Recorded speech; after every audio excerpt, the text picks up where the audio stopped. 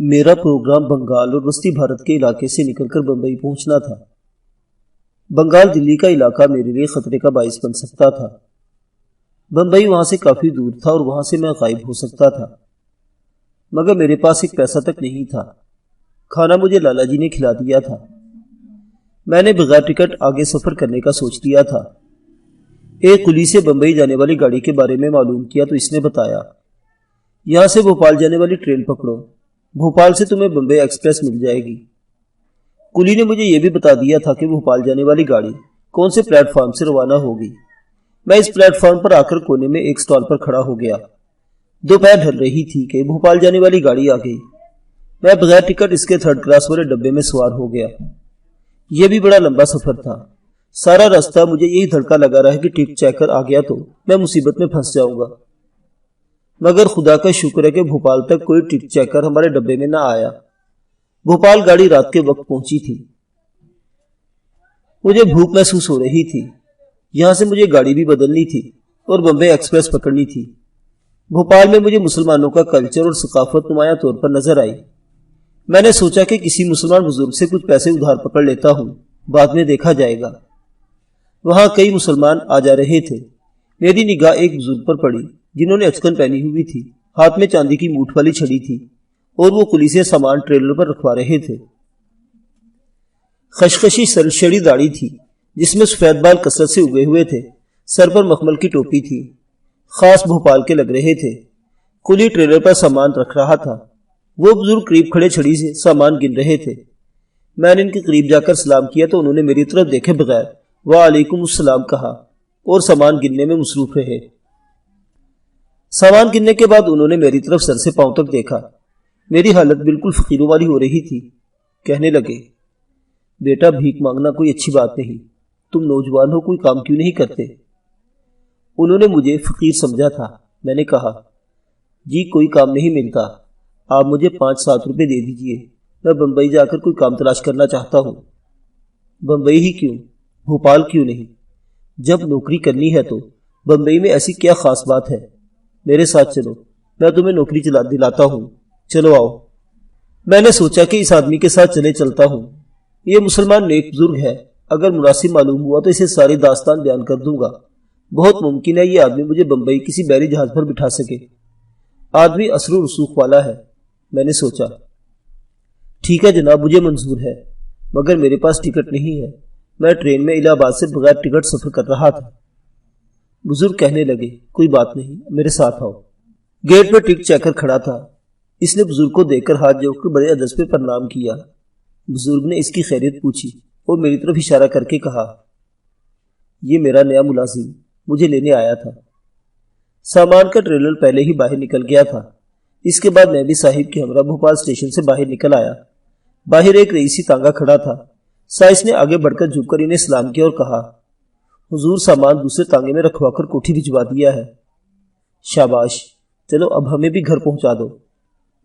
خان صاحب تانگے میں اکیلے پیچھے بیٹھ گئے۔ میں ان کے ساتھ بیٹھنے لگا تو وہ بولے، نہیں، آگے سائس کے پاس بیٹھو۔ میں سائس یعنی کوچوان کے پاس بیٹھ گیا۔ بھوپال شہر کو میں نے ٹرین میں سے گزرتے ہی دیکھ لیا تھا، اب اس کے بازاروں کو قریب سے دیکھ رہا تھا۔ خان صاحب کی پرانی نیم شکستہ کوٹھی شہر سے باہر ایک کارخانے کے عقب میں واقع تھی۔ وہاں پہلے سے 2-3 نوکر خان صاحب کا خیر مقدم کرنے کے لیے کھڑے تھے۔ انہوں نے خان صاحب کو مغلیہ درباریوں کی طرف جھک کر آداب کیا اور میری طرف تیکھی نظروں سے دیکھنے لگے۔ خان صاحب نے کہا، یہ نیا ملازم رکھا ہے، اس کو کچن میں لے جا کر کام سمجھا دو۔ میں اس خیال سے پریشان تھا کہ بھوپال ایک بڑا شہر ہے، یہاں دلی کلکتے کے اخبار ضرور آتے ہوں گے۔ اگر ان اخباروں میں میری تصویر چھپ گئی تو بہت ممکن ہے کہ خان صاحب ہی مجھے پکڑ کر پولیس کے حوالے کر دے۔ میں ان سے بمبئی جانے کا کرایہ بھی نہیں مانگ سکتا تھا، اوپر سے مجھے سخت بھوک لگی تھی۔ ان سب باتوں سے مجبور ہو کر میں نے ان کے خاص آدمی کے ساتھ کچن کی طرف چل دیا۔ یہی سوچا کہ کسی طرح یہاں وقت تو گزر جائے گا، رات کو دیکھا جائے گا۔ کچن میں باورچی نے مجھے کھانا کھلایا کیونکہ میں نے ڈرتے ڈرتے اسے کہا تھا کہ مجھے بھوک لگ رہی ہے۔ اس نے مجھے چائے کی پیالی بھی بنا کر دی۔ اس نے مجھ سے پوچھا کہ میں کس شہر سے آیا ہوں۔ میں نے جھوٹ موٹ ایک دردناک کہانی سنا دی۔ کھانا کھا کر مجھے کچھ حوصلہ ہوا۔ رات کو میں باورچی خانے میں برتن دھو رہا تھا کہ نوکر نے آ کر کہا، تمہیں خان صاحب بلاتے ہیں، چلو۔ خان صاحب اپنے کمرے میں گاؤ تکیا لگائے دیوان پر بیٹھے حقہ پی رہے تھے۔ مجھے دیکھ کر بولے، یہاں آؤ میاں، یہاں بیٹھو۔ میں ان کے سامنے قالین کے فرش پر بیٹھ گیا۔ انہوں نے نوکر کو چلے جانے کا اشارہ کیا۔ نوکر چلا گیا تو میری طرف دیکھ کر بولے، تم نے مجھے بتایا تھا کہ تم امرتسر کے رہنے والے پنجابی مسلمان ہو، لیکن میں جانتا ہوں امرتسر میں کوئی پنجابی گھرانہ آباد نہیں۔ سچ سچ بتاؤ کون ہو اور کہاں سے آئے ہو؟ میں کشمکش میں پڑ گیا۔ کیا میں انہیں حقیقت بتا دوں؟ خان صاحب اپنے رویے اور شکل و صورت سے مدبر اور شفیق آدمی لگتے تھے۔ پھر خیال آیا کہ کوئی پتہ نہیں یہ پولیس کے ڈر سے یا اپنی شہرت کو بدنامی سے بچانے کے واسطے مجھے پکڑوا دیں۔ ڈرا ہوا تھا۔ میں نے کہا، بات یہ ہے خان صاحب پہ، ہم اصل میں مالیر کوٹلا کے رہنے والے پنجابی ہیں۔ میرے والد صاحب امرتسر جا کر آباد ہو گئے تھے۔ ہم غریب لوگ ہیں، گھر میں مشکل سے گزارا ہوتا تھا۔ میں نے سوچا دوسرے شہر میں جا کر کام تلاش کرتا ہوں۔ خان صاحب اس دوران مجھے بڑے غور سے دیکھتے اور تھوڑا تھوڑا مسکراتے رہے۔ پھر انہوں نے گاؤ تکی کے نیچے رکھا وہ اخبار نکال کر کھولا اور میری طرف بڑھاتے ہوئے کہا، دیکھو یہ تمہاری تصویر ہے نا؟ میرے پاؤں تلے جیسے زمین کھسکا گئی۔ اخبار اردو کا تھا۔ اس میں ایک طرف چوکٹے میں میری تصویر چھپی تھی، نیچے وہی عبارت لکھی تھی کہ یہ پاکستانی جاسوس کی تصویر ہے، اس مفروض قیدی کو پکڑ کر پولیس کے حوالے کرنے، اس کے بارے میں کوئی اطلاع دینے والے کو پولیس کی طرف سے بھاری انعام ملے گا۔ اب میں خان صاحب سے کچھ نہیں چھپا سکتا تھا۔ خان صاحب نے اخبار مجھ سے لے لیا، اسے تہہ کیا اور دوبارہ گاؤ تکی کے نیچے رکھ لیا اور حقے کا کش لگا کر بولے، یہ اخبار یہاں شام کو چھپتا ہے۔ اس وقت سارے بھوپال شہر میں لوگوں نے تمہاری شکل دیکھ لی ہے اور یہاں کے ہندو انعام کے لالچ میں تمہاری تلاش میں ہوں گے۔ میں گھبرا گیا۔ میں نے خان صاحب کو اول سے لے کر آخر تک اپنی ساری کہانی بیان کر دی۔ وہ بڑی توجہ سے سنتے رہے۔ جب میں نے اپنی داستان ختم کی تو کہنے لگے، میرے نوکروں نے بھی تمہیں دیکھ لیا ہے، اب میں تمہیں اپنے پاس نہیں رکھ سکتا۔ ان نوکروں میں سے کسی نے بھی جا کر پولیس کو بتا دیا تو میری خاندانی ساکھ کو شدید نقصان پہنچنے کا اندیشہ ہے۔ میں مسلمان ہوں اور مجھے سکوت ڈھاکہ کا یہاں کے دوسرے مسلمانوں کی طرح سخت صدمہ ہے۔ میں نے کہا، آپ مجھے یہاں سے بمبئی جانے والی گاڑی میں بٹھا دیں، میں بمبئی جانا چاہتا ہوں، وہاں سے کسی مال بردار جہاز میں سوار ہو کر کراچی پہنچنے کی کوشش کروں گا۔ خان صاحب نے کہا، تم شاید یہ نہیں جانتے کہ اس وقت پاکستان اور بھارت کی حالت جنگ کی سی ہے۔ دونوں ملکوں کے ہوائی اور بحری سروس بند ہو چکی ہے۔ بمبئی سے تمہیں کون سا مال بردار یا مسافر جہاز مل سکے گا؟ یہ ناممکن ہے۔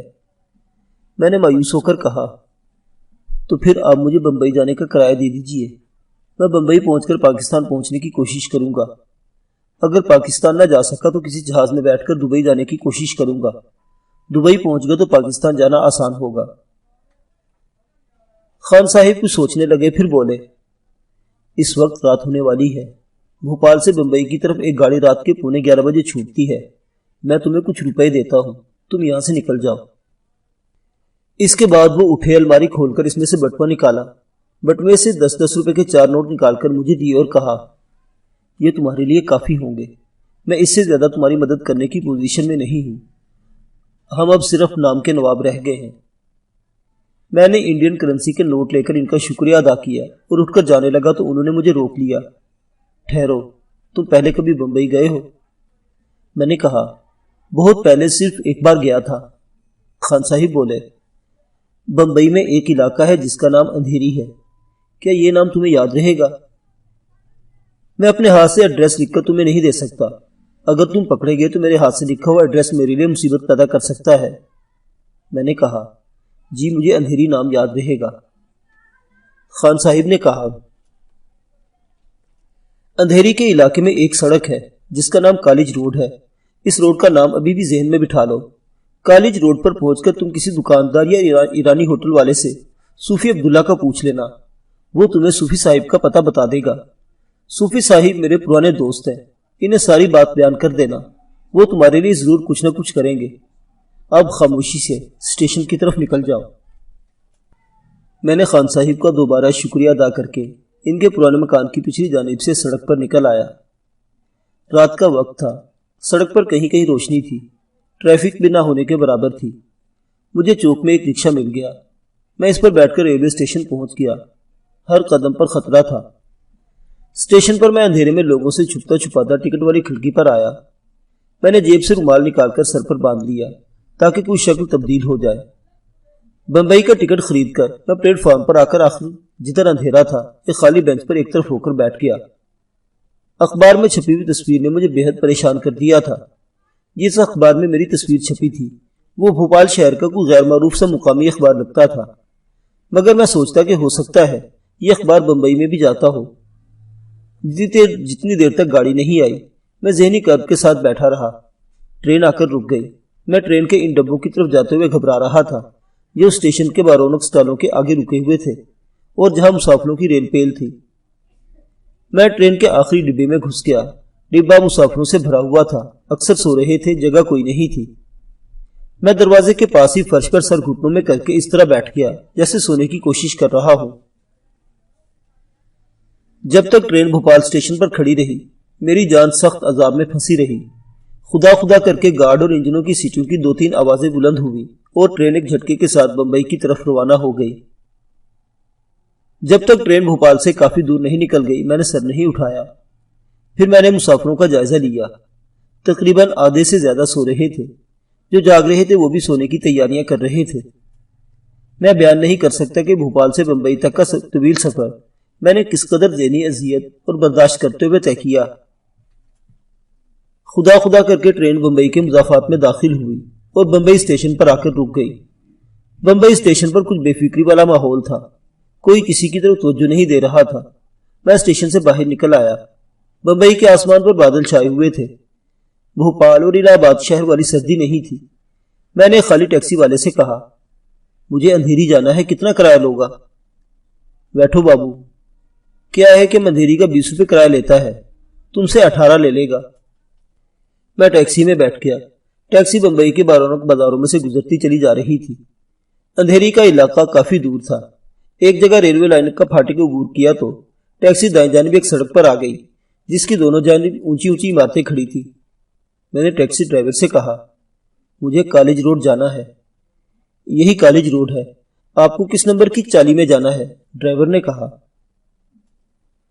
ٹیکسی سڑک کے ایک طرف کھڑی ہو گئی۔ میں نے کرایہ ادا کیا اور سڑک کے چھوٹے فٹ پاتھ پر چلنے لگا۔ ایک جگہ پان کی دکان تھی۔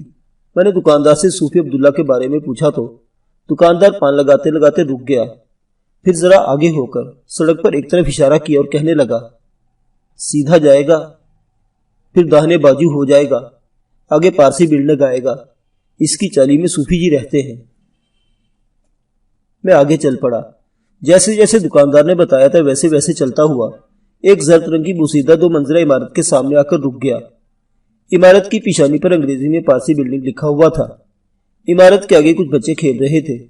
ایک آدمی بلڈنگ کی کشادہ ڈیوڑی کے پاس لوہے کی کرسی پر بیٹھا چائے پی رہا تھا۔ میں نے اس سے صوفی صاحب کو پوچھا تو وہ کہنے لگا، اوپر چلے جاؤ، گیلری میں آخری چالی صوفی صاحب کی ہے، ابھی ابھی اوپر گئے ہیں۔ میں بلڈنگ کی سیڑھیاں چڑھ کر اوپر گیلری میں آ گیا۔ یہاں 7 کمرے بنے ہوئے تھے۔ کسی کمرے سے ہارمونیم کی آواز آ رہی تھی، کسی سے بچے کی رونے کی آوازیں آ رہی تھی، کہیں ریڈیو بج رہا تھا۔ آخری کمرے کا دروازہ بند تھا۔ میں نے باہر دیکھا، دروازے پر صوفی صاحب کا نام لکھا تھا۔ میں نے دروازہ کھٹکھٹایا۔ اندر سے کسی کی بھاری آواز آئی، اندر آ جاؤ بھائی، دروازہ کھلا ہے۔ میں دروازے کو دھکیل کر اندر چلا گیا۔ ایک چھوٹا سا کمرہ تھا جس میں سامان ادھر ادھر بکھرا ہوا تھا۔ ایک سرخ و سفید رنگت والا پختہ عمر کا آدمی بستر پر چوکڑی مار کر بیٹھا تھا۔ سامنے ایک رجسٹر کھلا تھا جس پر وہ کچھ درج کر رہا تھا۔ مجھے تعجب سے دیکھا اور بولا، کون ہو میاں، کہاں سے آئے ہو؟ جہاں تک مجھے یاد پڑتا ہے میں نے تمہیں کبھی نہیں دیکھا۔ میں نے بھوپال والے خان صاحب کا نام لے کر کہا، مجھے خان صاحب نے آپ کے پاس ایک خاص کام کے لیے بھجوایا ہے۔ اوہو خان صاحب کیسے ہیں؟ یہاں بیٹھو برخوردار، یہاں۔ صوفی صاحب نے اخبار جلدی سے کرسی پر سے ہٹائے۔ میں کرسی پر بیٹھ گیا۔ اس کے بعد میں نے پوچھا، آپ ہی صوفی عبداللہ ہے نا؟ صوفی صاحب مسکرائے، ہاں بھائی، میرا نام ہی صوفی عبداللہ ہے۔ صوفی تو مجھے یوں ہی لوگوں نے کہنا شروع کر دیا، میں تو گناہ گار آدمی ہوں۔ بولو کیا پیو گے، ٹھنڈا یا گرم؟ انہوں نے مجھے چائے کا ایک گرم کپ دیا اور خود لے کر بیٹھ گئے۔ کہنے لگے، برخوردار اکیلا رہتا ہوں، تم بتاؤ کیسے بمبئی آئے ہو، کہاں کے رہنے والے ہو؟ خان صاحب نے مجھے کہا تھا کہ صوفی صاحب سے ساری بات کھل کر بیان کر دینا، مگر میں کچھ ہچکچا رہا تھا۔ انہوں نے فوراً اندازہ لگا لیا کہ میں کچھ کہنا چاہتا ہوں لیکن جھجک رہا ہوں۔ انہوں نے چائے کا کپ نیچے رکھ کر سگریٹ کا ایک پیکٹ نکالا اور اس میں سے ایک سگریٹ نکال کر پیکٹ میری طرف بڑھا دیا اور بولے، سگریٹ پیتے ہو تو لو، پیو، بے فکر ہو کر پیو۔ میں نے ایک سگریٹ لے لیا۔ صوفی صاحب نے میرا سگریٹ خود سلگایا اور مسکراتے ہوئے کہا، میاں لگتا ہے تم مجھے کچھ بتانا چاہتے ہو مگر سوچ رہے ہو کہ بتاؤں یا نہ بتاؤں۔ میں نے کہا، جی ہاں، آپ نے بالکل ٹھیک اندازہ لگایا ہے صوفی صاحب۔ میں بنگلہ دیش سے جان بچا کر بھارت آیا ہوں اور اب کسی طرح پاکستان جانا چاہتا ہوں۔ میں کسی طرح خان صاحب کے پاس بھوپال پہنچ گیا تھا۔ انہوں نے مجھے آپ کے پاس بھیجا ہے اور کہا ہے کہ آپ ہی میری مدد کر سکتے ہیں۔ صوفی صاحب کے ہونٹوں پر ہلکی ہلکی مسکراہٹ تھی۔ بڑی توجہ سے انہوں نے میرا بیان سنا۔ جب میں چپ ہو گیا تو وہ بولے، مجھے تفصیل سے بتاؤ کہ تم بنگلہ دیش سے نکل کر کہاں کہاں پھرتے رہے؟ کیا کہیں پکڑے بھی گئے تھے؟ کیا پولیس والوں نے تمہاری تصویر بھی اتار لی تھی؟ میں نے انہیں صاف صاف بتا دیا کہ میں آسنسول کی جیل سے فرار ہوا تھا، جہاں پولیس نے مجھے پکڑ کر قید میں ڈال رکھا تھا۔ وہاں میری تصویر اتاری گئی تھی۔ میں نے انہیں یہ بھی بتا دیا کہ بھوپال کے مقامی اخبار میں میری تصویر انعام کے ساتھ چھپ چکی ہے۔ میں نے دیکھا کہ صوفی صاحب پر اس کا زیادہ اثر نہیں ہوا تھا۔ کہنے لگے، بھوپال کے مقامی اخبار کو کون جانتا ہے؟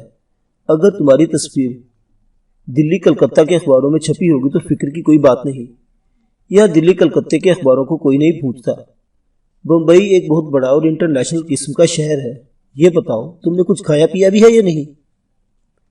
میں نے بھی تمہیں خالی پیٹ ہی چائے پلا دی۔ صوفی صاحب مسکرا رہے تھے۔ مسکراہٹ ان کے چہرے پر بہت اچھی لگ رہی تھی۔ جس طرح بھوپال والے خان صاحب میری تصویر دیکھ کر گھبرا گئے تھے، اس طرح کا رد عمل صوفی صاحب نے ظاہر نہیں کیا تھا۔ وہ مجھ سے اس طرح بے نیازی سے باتیں کر رہے تھے جیسے فکر کی کوئی بات ہی نہ ہو۔ انہوں نے اٹھ کر مجھے تھپکی دی اور کہا، تم بیٹھو، میں تمہارے لیے کھانے کو لے کر آتا ہوں۔ یہ کہہ کر صوفی صاحب کھولی سے باہر نکل گئے۔